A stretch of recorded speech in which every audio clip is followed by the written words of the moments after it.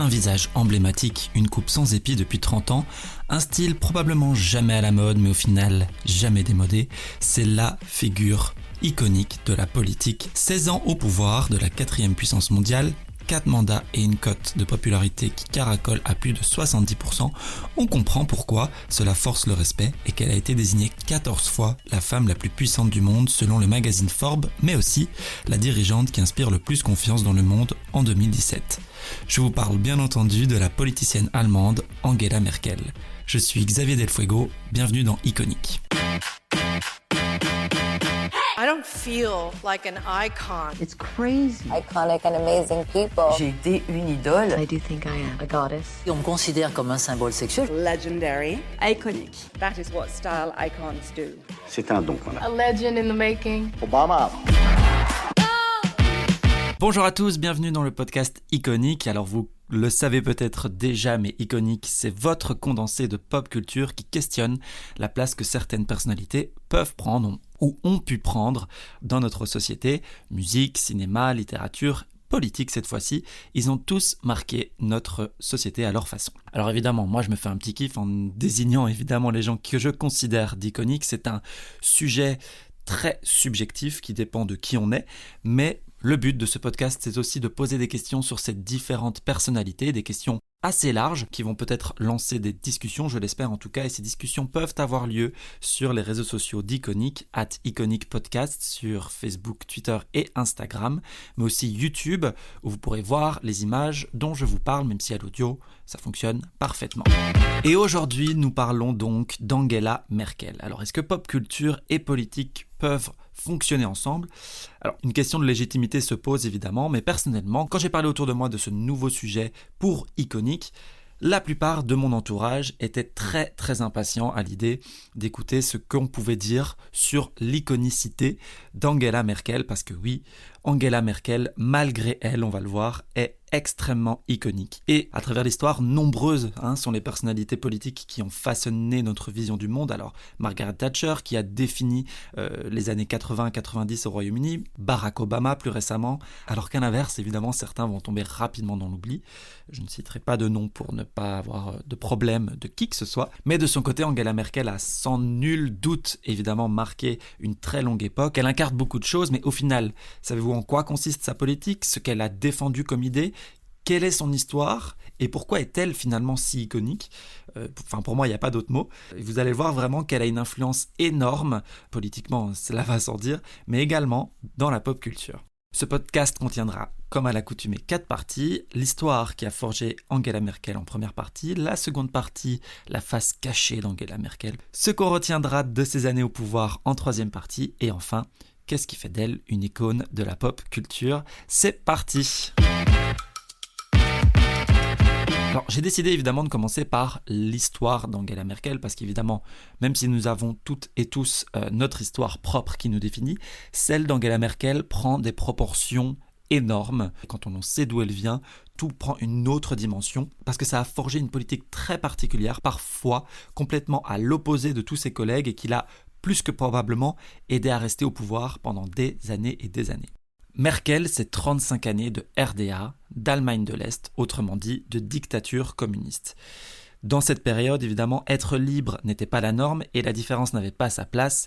Le mot mur avait une toute autre signification et l'Allemagne de l'Est est considérée comme le mauvais côté du mur, celui de la dictature, et c'est là qu'Angela Merkel a grandi. Alors au fil des années, elle a réussi à y déceler des avantages, mais surtout à le transformer en une force politique plus tard, car contrairement à de nombreux de ses homologues occidentaux, qui eux n'ont connu que la liberté, elle connaît le prix à payer. J'ai grandi dans la partie non libre de l'Allemagne, en RDA. Pendant des années, j'ai rêvé de liberté. Dans son enfance, avancer sans faire de vagues était une question de survie. Et aujourd'hui, dans son style politique, avancer sans faire de vagues est devenu aussi son style de survie pendant plus de 15 ans. Elle a été éduquée dans la rigueur, dans l'austérité de son père, pasteur Horst Kastner. Elle a un parcours académique sans faute jusqu'à l'obtention de son doctorat en chimie quantique à Berlin-Est. De la dictature et de sa formation de physicienne, Angela a par ailleurs appris la prudence, la réflexion. Une véritable ligne de conduite de sa politique, une formation qui l'aidera d'ailleurs plus tard dans la crise du Covid, je vais y revenir. Et tout aussi symbolique, la politique d'Angela Merkel commence en 1989. C'est une date très symbolique puisque c'est la date de la chute du mur. Même si sur le moment même elle ne change rien à ses habitudes, elle se rend compte qu'il y a quelque chose à faire et se lance alors dans ce milieu qu'on peut qualifier de féroce tout de même. Elle s'affilie au CDU, c'est l'Union chrétienne démocrate, et rapidement elle deviendra porte-parole du dernier gouvernement de la RDA. Par la suite, l'Allemagne étant réunifiée, elle rejoindra les gouvernements d'Helmut Kohl, figure emblématique lui aussi de la politique allemande, en tant que ministre des femmes et de la jeunesse et des sports. Alors, un nom de ministère qui pourrait, je pense, faire l'objet d'un podcast entier. Je ne vais pas épiloguer, mais vous voyez très bien où je veux en venir. Helmut Kohl voulait une femme de l'Est à un ministère de petite envergure, le ministère des femmes bien sûr, et il avait besoin de ces deux critères qui n'étaient pas faciles à trouver, femme et de l'Est. Elle était pour le coup au bon endroit au bon moment, un coup de pouce du destin peut-être, mais au bout d'un mandat, elle a fait ses preuves et est propulsée alors à un ministère un peu plus important, mais symbolique tout de même si on est dans les années 90 et que on y accorde encore moins d'attention qu'aujourd'hui, celui de l'environnement. C'était un peu du pipi de chat par rapport à ce qui va arriver après, parce que par la suite, pour arriver chancelière, il faut bien écraser la concurrence et parfois faire le vide autour de soi. Et c'est ce qu'Angela Merkel a su faire, et c'est ce qui m'amène à la deuxième partie de ce podcast, les stratégies politiques, la face cachée d'Angela Merkel. Alors qu'on se le dise, au départ, Angela Merkel a assez vite gravi les échelons, parce qu'elle remplissait plusieurs cases essentielles à l'époque. Jeune, femme, et de l'Est. Mais surtout, elle ne faisait ni vague, puisque rien n'indiquait qu'elle avait participé d'une façon ou d'une autre à la dictature communiste, mais surtout, elle ne faisait pas peur et ne faisait pas de l'ombre à ses concurrents qui la sous-estimaient alors et qui se moquaient même d'elle parfois et de son accoutrement, de sa façon d'être. Et pourtant, ils l'ont bien sous-estimée puisqu'elle va bel et bien les écraser, c'est le mot, les uns après les autres pour arriver à ses fins, et c'est la dure loi de la politique, la fin justifie les moyens. Première personne publiquement évincée par Merkel, et pas des moindres, j'en parlais il y a quelques minutes, Helmut Kohl. Son mentor, la personne qui lui a donné sa première chance en politique et qui l'a aidé à entrer dans ce milieu. Il était chancelier à la tête de l'Allemagne pendant 16 années, je ne sais pas si ça vous rappelle quelqu'un peut-être, et après ces 16 années, il va perdre la chancellerie, et un an plus tard, il sera empêtré dans un scandale, celui des caisses noires qui touchent la CDU, donc des révélations de création de fonds illégaux pour attendrir des futurs électeurs, quelque chose qui est quand même... on va pas dire légion en politique, mais bon, qui est arrivé plusieurs fois, donc ça ne choque pas grand monde finalement aujourd'hui, et qui lui coûtera grandement sa réputation. Et Angela Merkel y sera d'ailleurs pour quelque chose, puisque Helmut Kohl était alors un monument. On ne touchait pas Helmut Kohl, c'était vraiment une figure emblématique, encore une fois, de l'Allemagne. Et pourtant, celle qu'on pensait alors calme et inoffensive va écrire une tribune dans le journal Phase qui va détruire le politicien. On ne laissera pas dire que le parti a laissé en son sein des membres coupables de crimes. Elle demande calmement, poliment, consensuellement de tourner la page Kohl et de se tourner alors vers l'avenir. Une trahison pour le coup que Kohl ne lui pardonnera jamais. On ne se rend plus trop compte aujourd'hui de la puissance de ce coup, et ici elle a fait preuve d'énormément de courage et d'une prise de risque que peu de personnes auraient été capables de supporter alors à l'époque. Par la suite, elle sera élue présidente du parti à la place de Kohl en 2000 avec un score incroyable, presque nord-coréen, de 897 voix sur 935, avec un programme ni de droite ni de gauche, anti-système qui joue sur la différence, une femme de l'Est, simple et proche des gens. Alors son deuxième coup, c'est un vrai complot à la House of Cards. C'était en 2002 lors des élections de la chancellerie, et au sein de son parti, la CDU, 3 noms sont sortis, Stoiber, Merz et Merkel, et elle se propose alors comme candidate alors qu'elle se savait perdue. Elle propose alors à Stoiber, un des 3 candidats, de lui céder sa place à une seule condition. Si la CDU chute, elle aimerait cumuler le poste de présidente qu'elle a déjà et celui de son groupe au Bundesrat, l'Assemblée parlementaire allemande, à 2 marches alors de la chancellerie. Et ce poste présidente du groupe au Bundesrat est tenu alors par Merz, le 3e candidat pour la chancellerie. Stoiber accepte, mais perdra les élections. Elle a donc détruit les deux en même temps, puisque Stoiber sera déchu, et Merz cède alors sa place au Bundesrat à Merkel. Et c'est en ça qu'est fort Merkel, puisque en fait le temps est réellement devenu son allié à partir de ce moment-là, et il ne le quittera plus jamais, puisque 4 ans plus tard, nouvelle élection, c'est son tour, et la voie est alors 100% libre. Au lieu de se précipiter sur cette élection-là en 2002, elle a attendu pour enfin prendre la place de la toute première femme chancelière. On était alors en 2005 et elle y restera jusqu'en 2021, soit 16 ans, tout comme Kohl, et elle décide alors de partir la tête très très très haute, avec une cote de popularité aujourd'hui autour des 70%. La fin d'un tel règne annonce évidemment l'heure du bilan, ce qui m'amène à la troisième partie, ce qu'on retiendra des années Merkel. Que retiendrons-nous des années Merkel ? Parce que, étrangement, chez nous, Merkel représente beaucoup de choses sans que l'on sache réellement pourquoi. Et pour cause, Angela Merkel est emblématique sans avoir mené une seule réforme de grande envergure en plus de 15 années de pouvoir. Elle gère son pays calmement, naturellement, généralement loin des journalistes, et grâce à ça, elle a pu gérer la crise économique mondiale, la crise des migrants et la crise sanitaire du Covid plus récemment d'une manière complètement différente de ses homologues. Mais Angela se laisse surtout porter par le vent des opinions. Par exemple, elle défend bec et ongle le nucléaire dans son pays jusqu'à l'accident de la centrale nucléaire de Fukushima, qui a été endommagée par le tsunami qui a touché le Japon en 2011. Et quasiment du jour au lendemain, l'Allemagne sort du nucléaire pour favoriser le gaz russe. Un gros retournement de situation puisque le pays se retrouve alors dépendant d'un de ses plus grands adversaires, la Russie. Même chose avec le Covid où elle n'a pas hésité à s'excuser platement du jour au lendemain, encore une fois, quand elle a senti la colère populaire sur sa gestion de la crise sanitaire, quand elle avait demandé aux Allemands de rester chez eux. Presque en larmes, elle a présenté ses excuses. Je sais que cette proposition a provoqué une incertitude supplémentaire. Je le regrette profondément et pour cela, je demande pardon à tous les citoyens. La sortie du nucléaire, l'accueil d'1 million de migrants, la retraite descendue, le salaire minimum, l'avortement, le mariage homosexuel, voilà ce qui reste de 16 années au pouvoir. Au final, des réformes plutôt de gauche, d'un parti initialement de droite, on retiendra ça aussi d'elle, le fait qu'elle est parvenue à rendre son parti beaucoup plus centriste que droitiste.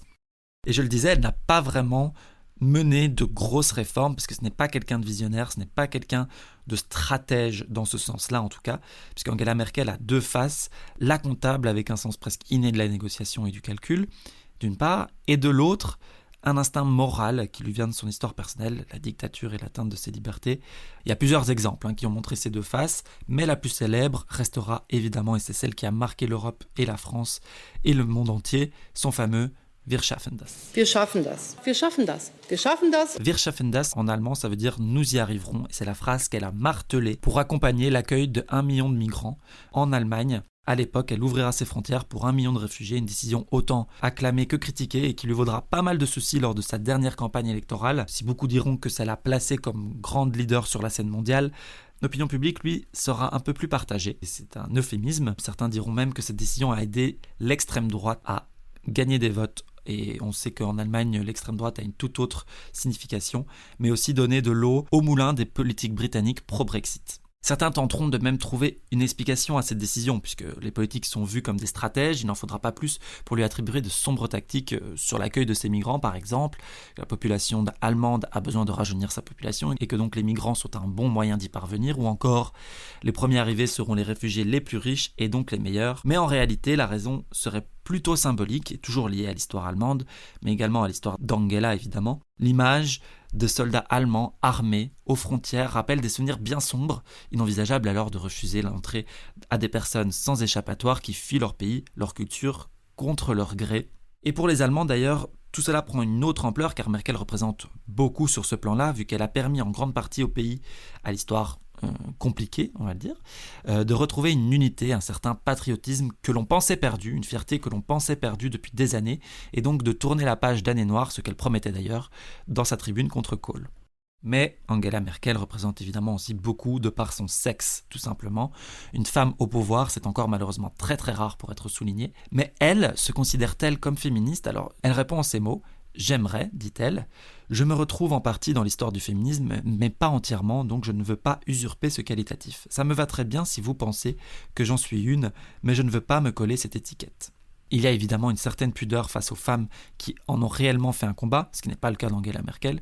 Par ailleurs, lors d'adoption de lois que l'on peut considérer comme féministes, la politicienne n'a pas brillé pour son engagement. En 91, la loi Merkel qui portait son nom sur l'avortement est un compromis pour plaire à tout le monde, aux conservateurs et aux progressistes. Il est illégal mais toléré, il porte atteinte à la vie mais la société doit aider les femmes face à ces décisions difficiles, bla bla bla. L'opposition, elle, veut dépénaliser alors l'avortement et c'est cette deuxième proposition qui sera retenue. Lors du vote, la politicienne s'abstiendra. Même chose d'ailleurs pour une autre loi résolument sociale et qui soulève alors de nombreuses questions pour une chancelière qui appartient à un groupe chrétien, la loi du mariage pour tous en 2017. Elle le précipitera pour qu'il soit voté, mais le moment venu, elle votera contre. Et oui, Angela Merkel a voté contre le mariage pour tous, je pense, sachant pertinemment qu'il allait passer, mais tout de même, c'est un signe fort, là où elle s'est abstenue pour l'avortement, elle a voté contre le mariage pour tous. Autre moment fort de son mandat, évidemment, malgré elle, c'est la crise du Covid. Angela Merkel était en terrain conquis alors, puisqu'elle a quand même une formation de scientifique, je le rappelle, donc elle a géré la crise d'une main de maître et une main plus douce que la crise financière de 2008 où elle a renvoyé une image très austère qu'elle n'aimait pas trop. Et toujours sur le Covid d'ailleurs, en mars 2001, c'est la toute première fois en 14 ans de gouvernance, je ne sais pas si on se rend compte mais c'est énorme, qu'elle prononçait un discours télévisé à la nation. Depuis la Seconde Guerre mondiale, il n'y a pas eu de défi pour notre pays qui dépend autant de notre solidarité commune. Et au fil de ces 16 années au pouvoir, sa vie personnelle, enfin sa vie, sa façon d'être, est tout simplement devenue son style politique. C'est une fille simple à la base, mais elle s'est bien rendue compte que cela pouvait devenir un symbole politique. Certaines personnes se demanderont, est-elle réellement comme ça? Et cela s'est imbriqué naturellement. Ou a-t-elle construit tout ce style politique, sachant qu'il lui réussissait au début? Difficile à dire, mais quoi qu'il en soit, elle a sans aucun doute laissé une trace dans son pays et dans le monde politiquement, mais aussi culturellement, et c'est pour ça qu'on est là, et qui me donne une parfaite transition, vous l'avez vu venir, sur la dernière partie de ce podcast. Pourquoi Angela Merkel est-elle une icône pop ? Le surnom d'Angela Merkel en Allemagne, Mutti, signifie maman. Alors initialement, le terme Mutti se voulait péjoratif et extrêmement sexiste, mais elle a réussi le tour de force de le tourner à son avantage en incarnant à elle seule l'Allemagne. 16 ans de pouvoir, évidemment, Angela Merkel est devenue un symbole. On pourrait presque la comparer à la reine Elisabeth II, tellement elle a marqué la période qui porte désormais son nom. Elle représente une figure stable, rassurante dans un monde qui est désormais en changement constant, sans réellement le faire exprès. Elle incarne l'Allemagne de par sa stabilité, une notion très importante au cœur des Allemands. Et selon Elisabeth Badinter, on peut également la comparer à un autre symbole plus triste, celui-ci, Marie-Antoinette, tant les deux ont plus marqué la politique par leur personnalité que par l'exercice de leur pouvoir. Un côté, encore une fois, très iconoclaste. Au fur et à mesure de ses mandats, elle est devenue la seule figure européenne emblématique du continent. Elle est devenue iconique par la durée, alors que le charisme ne la caractérise pas spécialement. Malgré tout, là où d'autres politiques se sont moqués, elle est presque glorifiée comme un véritable symbole. Dans la pop culture, Angela Merkel a une place toute particulière. Premièrement, je le disais, elle brille par son apparence. Un style vestimentaire et la même coupe indémodable depuis 20 ans font d'elle une figure emblématique, reconnaissable presque en moins d'une seconde, presque en relief même. Et pourtant, l'apparence ennuie énormément Angela Merkel, d'autant plus que selon elle, cela prend une toute autre signification quand on est une femme. Elle dira, pour une femme, l'attention prend plus de temps à capter qu'un homme. Elle entend par là dire que les hommes vont déblatérer des minutes durant son accoutrement avant de l'écouter réellement. En adoptant toujours la même tenue, elle évite ce genre de problème. Ce matin, j'étais devant mon armoire et je me suis dit, le rouge c'est pas possible, le vert pomme non plus, le bleu c'était hier, alors que fais-tu ? Et le collier est le même qu'hier, donc fin de discussion. Et autre signe de son impact pop, c'est sa posture qui vous aura peut-être dans votre prochain déguisement, si jamais je vous ai donné une idée. La position de ses mains, qui est devenue un signe tout particulier en Allemagne, elle joint les extrémités de ses doigts pour former un losange. Cela a pris une telle ampleur que même sur les dernières campagnes, on n'a plus mis le visage d'Angela Merkel, mais juste ses mains. Ce signe se retrouvera sur des mugs, des t-shirts, des produits dérivés Angela, alors que finalement il est le fruit du hasard. Ce signe sera d'ailleurs spéculé, décrypté, fake newsé. Évidemment, ce signe, mais également la personnalité d'Angela, donc sa posture, son style, etc., n'a pas manqué d'influencer et d'inspirer de nombreux artistes. Alors bien évidemment, la politique inspire les artistes depuis des années. Les politiciens font souvent l'objet de caricatures, etc. Et Angela Merkel ne fait évidemment pas exception. Mais là où c'est intéressant, c'est qu'elle est plus souvent représentée comme une icône, à la star d'un Obama par exemple, plutôt que caricaturale. Ainsi, vous trouverez des tableaux comme les Marilyn Monroe d'Andy Warhol avec Angela Merkel, des canards de bain dans Angela Merkel, des véritables icônes religieuses Angela Merkel, des t-shirts Angela Merkel. Et pour son 60e anniversaire, l'Allemagne n'a même pas hésité à mettre une statue de cire de leur dirigeante devant la chancellerie, je veux dire, iconique. Et de la culture de manière générale, Angela Merkel a évidemment fait l'objet de nombreuses adaptations dans des œuvres littéraires, théâtrales ou cinématographiques, surtout au cours de la seconde moitié de sa présence à la chancellerie. Ce qui se remarque dans les œuvres artistiques, c'est une distance assez critique par rapport à la figure du chancelier, là où d'autres politiciens auraient été raillés directement. Si populaire en Allemagne qu'elle est devenue un personnage de fiction d'un film, Die Greti Benen, je pense le écorcher ce nom, qu'on pourrait traduire par Les Motivés, sorti en 2020 et adapté du livre best-seller en Allemagne, Les Motivés, Merkel et la politique des réfugiés, qui retrace les 63 jours justement précédant la décision de laisser venir près d'1 million de réfugiés en Allemagne avec son fameux Wir schaffen das. Et le film devait sortir au cinéma mais n'a pu être diffusé qu'à la télé à cause de la crise du Covid. Et dans la politique autour d'elle, on peut retrouver des influences de Merkel dans beaucoup de politiques, et Emmanuel Macron en est le parfait exemple puisqu'il se présentait également de centre et promettait un changement comme l'a fait Angela avec Kohl. Comme lui, elle pratiquait également un en même temps d'une main de maître et c'est peut-être même d'elle qui s'est inspirée de ce fonctionnement mais qui a réussi chez les voisins allemands à voir si Macron emprunte cette même voie. Et chez d'autres dirigeants, Poutine respecte grandement la chancelière qui a su se faire réélire démocratiquement. Barack Obama aussi lui a réservé son voyage d'adieu à la fin de son 2e mandat à la Maison-Blanche et lui a fait des éloges dans ses mémoires, ce qui n'est pas le cas de toutes les personnes citées. Bonjour Nicolas Sarkozy. Mais dans la pratique, cette politicienne qui navigue au gré de l'opinion publique, qui va directement parler au premier intéressé quand quelque chose bloque ou ne va pas, et qui n'a pas peur de s'excuser et de changer radicalement de politique, elle brille alors par sa singularité. C'est Merkel, c'est le leadership Merkel qui a frappé et qui est pour l'instant considéré comme irremplaçable. C'est un regret d'ailleurs qu'elle ne brigue pas un 5e mandat, mais toujours raisonnable, toujours à son image. Elle ne veut pas se lancer dans le mandat de trop. Elle pensait d'ailleurs déjà que le 4e était celui de trop. L'histoire a prouvé le contraire. Alors le futur d'une grande figure politique fascine, on l'a vu avec Obama où les photos de ses premières vacances en tant que citoyen redevenu lambda ont fait le buzz. Pour Angela, cela fait un petit temps qu'elle s'y prépare puisqu'elle a toujours gardé les pieds sur terre alors que beaucoup auraient pu perdre la tête assoiffés de pouvoir dans la chancellerie 7 fois plus grande que la Maison-Blanche et pourtant elle ne vit même pas à la chancellerie, mais dans un appartement au 4e étage d'un immeuble qui en compte 5. Si vous avez visité déjà Berlin, vous êtes peut-être même passé devant sans vous en rendre compte. Elle fait ses courses seule, ne supporte pas les gardes du corps et elle passe tous ses week-ends dans une petite maison de campagne où elle jardine, cuisine et vit une vie complètement simple où elle coupe son téléphone. La transition devrait être moins violente, mais tout de même cryptée. À mon avis, on va en entendre parler. Quoi qu'elle fasse, seul l'avenir nous dira où elle ira, mais désormais, vous savez d'où elle vient. À l'heure où j'enregistre ce podcast, nous ne savons toujours pas qui succédera à Angela Merkel. Je lui souhaite bonne chance. Moi, de mon côté, en tout cas, je tenais à vous remercier énormément pour votre écoute sur ce podcast et vous remercier aussi pour l'accueil réservé à mon tout premier podcast sur Michael Jackson qui est disponible sur toutes les plateformes. Mais n'hésitez pas en tout cas à venir me dire ce que vous avez pensé de ce 2e podcast, de ce podcast-ci. Je vous invite à vous abonner, à ajouter ce podcast à vos favoris, à mettre des étoiles sur les différentes plateformes et à noter un petit avis sur Apple Podcast pour aider le référencement de ce podcast.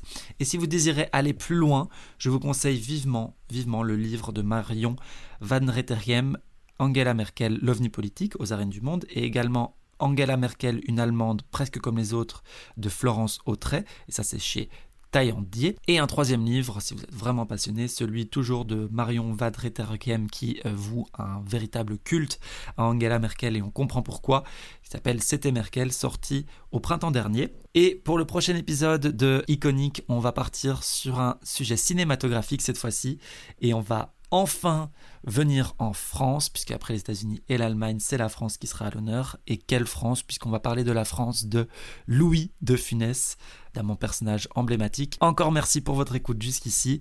Prenez soin de vous. Au revoir.